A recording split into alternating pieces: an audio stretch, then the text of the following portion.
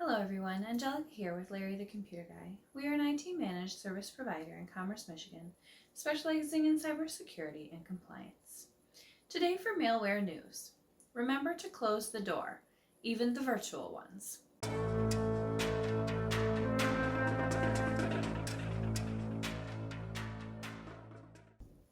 Recently, a cybercriminal group barged into the online sales system of the second largest car insurer in the U.S. American auto insurance provider Geico suffered a cyber attack wherein hackers gained unauthorized access to driver's license numbers using customer information acquired elsewhere.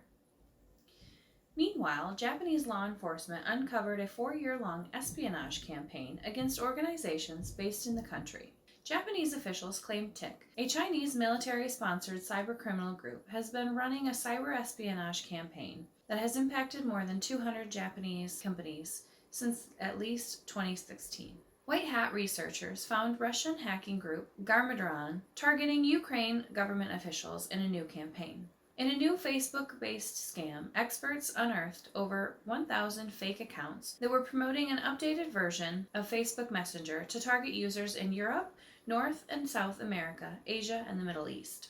I hope that you're staying safe online, and if you need any help from us, give us a call here at Larry the Computer Guy.